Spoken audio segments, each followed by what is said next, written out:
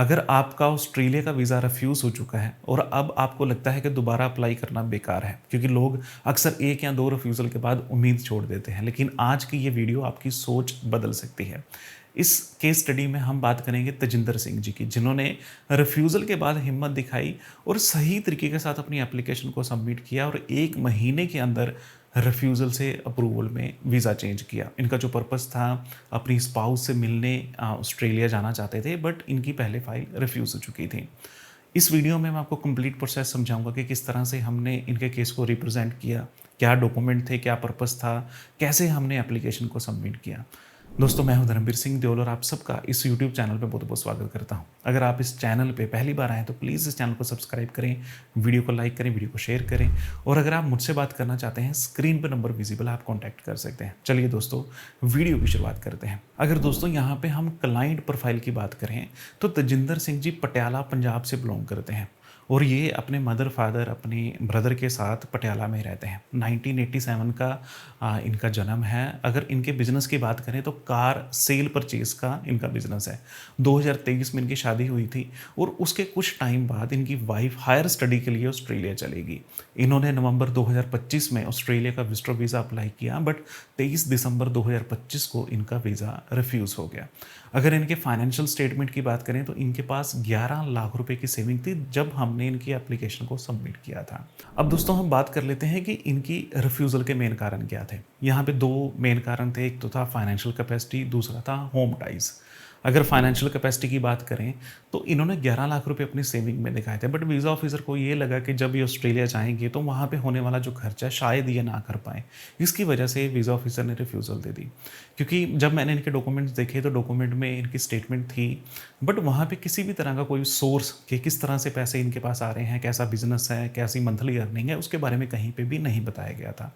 दूसरा था टाइस, क्योंकि वीज़ा ऑफिसर को ये लगता था कि इनकी वाइफ है ऑस्ट्रेलिया में, अगर इन्हें वीज़ा मिल जाता है तो वहाँ पे शायद कोई काम ढूंढ सकते हैं या किसी तरीके से कोई और वीज़ा में कन्वर्ट कराने की कोशिश कर सकते हैं, क्योंकि ये पंजाब से बिलोंग करते हैं। और मुझे ये देखने को मिला है कि जो एप्लीकेंट पंजाब से बिलोंग करते हैं और अप्लाई करते हैं, वहाँ पे ये ख़ास मुश्किल आती है, क्योंकि वहाँ पे वीज़ा ऑफिसर आपके डॉक्यूमेंट को काफ़ी बारीकी से चेक करता है, जिसकी वजह से काफ़ी जो एप्लीकेंट हैं उनकी फ़ाइल रिफ्यूज़ हो जाती है अगर वो सही तरीके से अपने पर्पस को, अपनी पोजीशन को, अपने सोर्स को एक्सप्लेन नहीं करते। और वही इनके साथ भी हुआ। अगर दोस्तों हम इनके डॉक्यूमेंट्स की बात करें तो डॉक्यूमेंट सारे थे इनके पास। की डॉक्यूमेंट जैसे इनका पासपोर्ट है, पैन कार्ड है, आधार कार्ड है, फैमिली मेम्बर के जो आधार कार्ड हैं, इनकी जो बिज़नेस है उसके डॉक्यूमेंट हैं, जिसमें रजिस्ट्रेशन डॉक्यूमेंट है, इनकी इन्वेंट्री कितनी है उसके डॉक्यूमेंट हैं। इन्वेंट्री की हमने एक सीए सर्टिफिकेशन बनाई थी कि ये इनके पास एक इतनी इन्वेंट्री है। इन्वेंट्री में जो इनकी कार की वैल्यू है वो मैं यहाँ पे बात कर रहा हूँ। उसके बाद में हमने CA report, property valuation, declarations, काफ़ी डॉक्यूमेंट हमने यहाँ पे सबमिट किए थे, क्योंकि ऑलरेडी इन्होंने अप्लाई किया था। तो जब आपकी फ़ाइल रिफ्यूज़ हो जाती है तो वहाँ पे जो आपने पहले डॉक्यूमेंट अपलोड किए होते हैं वो तो ज़रूरी होते ही हैं, साथ में उसके एडिशनल डॉक्यूमेंट भी अपलोड होते हैं। तो हमने इनकी फ़ाइल को वैलिडेट किया। वैलिडेट करने के बाद इनके पास चेकलिस्ट आई। चेकलिस्ट के हिसाब से इन्होंने डॉक्यूमेंट को अरेंज किया और हमने इनका वीज़ा दोबारा अप्लाई किया। सबसे बड़ी बात ये थी कि 1 महीने के अंदर रिफ्यूज़ल से इनका जो वीज़ा है वो अप्रूवल में चेंज हुआ। अब दोस्तों, हम बात कर लेते हैं कि किस तरह से हमने इनके केस को रिप्रेजेंट किया। जैसा आपको पता है कि इनमें 2 मेन रिफ्यूज़ल के कारण थे, जिसमें फाइनेंशियल कैपेसिटी थी और होम टाइज़ था। तो हमने इन दोनों पॉइंट पे काम किया। फाइनेंशियल कैपेसिटी में जैसा मैंने अभी कहा कि हमने इनकी जो एसेट्स वैल्यू है, जो इनकी इन्वेंटरी वैल्यू है, जो इनकी नेटवर्थ है, उसके ऊपर काम किया। वीज़ा ऑफिसर को ये बताया कि इस तरीके से ये पैसा कमाते हैं, इतना पैसा मंथली इनके पास आता है, स्टेटमेंट ऐसी हैं और इसी तरीके से इनके पास जो पैसा है वो आएगा। और जो इनके 11 लाख है वो इनकी अपनी सेविंग है और जो ऐसा नहीं है कि ये काफ़ी लंबे टाइम से उस पैसे को सेव कर रहे हैं। तो इनकी अर्निंग अच्छी है, इनकी मंथली जो ये सैलरी लेते हैं अपने बिजनेस से लेते हैं वो काफ़ी अच्छी है और ये काफ़ी अच्छे तरीके से मेंटेन कर सकते हैं। दूसरा टाइस को लेके था, क्योंकि टाइस में जो इनकी वाइफ ऑस्ट्रेलिया में है तो वीज़ा ऑफिसर की नज़र में सबसे पहले यही आएगा कि फैमिली मेम्बर वहाँ पे हैं और वो भी वाइफ हैं, तो वापस क्यों आएगा।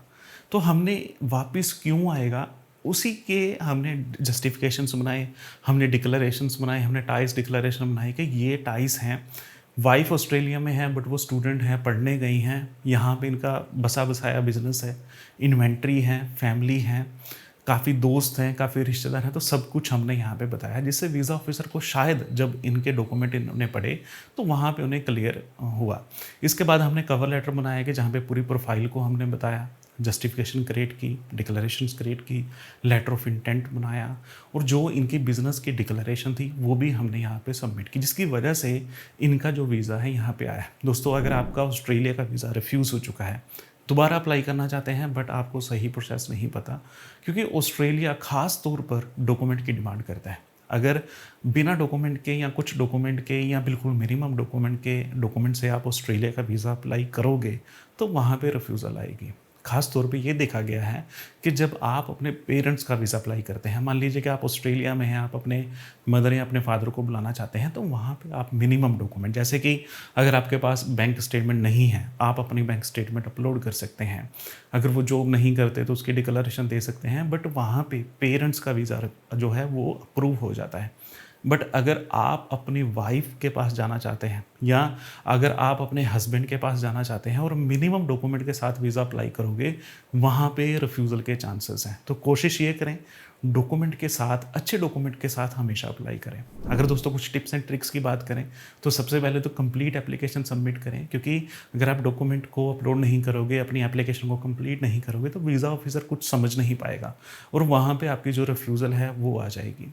दूसरा, सपोर्टिंग डॉक्यूमेंट जरूर सबमिट करें, जिसमें कवर लेटर है, जस्टिफिकेशन है, लेटर ऑफ इंटेंट है, टाइस डिक्लेरेशन लेटर है और कई तरह की डिक्लेरेशंस होती हैं। अब कई तरह की डिक्लेरेशन क्यों मैं इसमें कह रहा हूँ, क्योंकि हर कोई जो प्रोफाइल होती हैं, जो एप्लीकेंट होता है, उनके डॉक्यूमेंट की रिक्वायरमेंट, उनका पर्पस ऑफ विजिट अलग होता है। जब अलग होने की वजह से ख़ास तौर पर कुछ डॉक्यूमेंट में कुछ गलतियां होती हैं और उन गलतियों को सुधारने के लिए और वीज़ा ऑफिसर तक सही फाइल पहुंचाने के लिए ही डिक्लेरेशंस यूज़ की जाती हैं। तब आप अपनी प्रोफाइल के हिसाब से, अपने डॉक्यूमेंट के हिसाब से डिक्लेरेशंस यहाँ पे सबमिट कर सकते हैं। तीसरा, हमेशा प्रोफेशनल तरीके से अपनी एप्लीकेशन को सबमिट करें। खुद नहीं कर सकते तो किसी कंसल्टेंट के थ्रू अपनी एप्लीकेशन को सबमिट करें। अगर आपको प्रोसेस पता है तो सीक्वेंसिंग में आपके डॉक्यूमेंट होने चाहिए कि कहाँ पे क्या चीज़ अपलोड हो रही है। कवर लेटर सबमिट होना चाहिए, आपकी ट्रैवल आइटनरी सबमिट होनी चाहिए, आपके लेटर ऑफ इंटेंट सबमिट होने चाहिए, यानी कि हर एक चीज़ वहाँ पे, हर एक डॉक्यूमेंट एप्लीकेशन में सबमिट होना चाहिए और वो भी प्रोफेशनल तरीके से, जहाँ पे वीज़ा ऑफिसर के पास, क्योंकि ऑलरेडी लिमिटेड टाइम होता है, जितना भी उसके पास टाइम है उसे बर्बाद ना वो करे।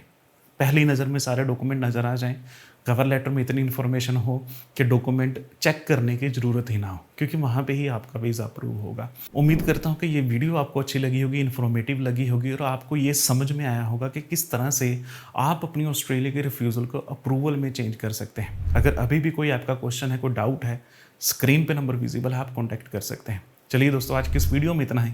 मिलते हैं अगली वीडियो में।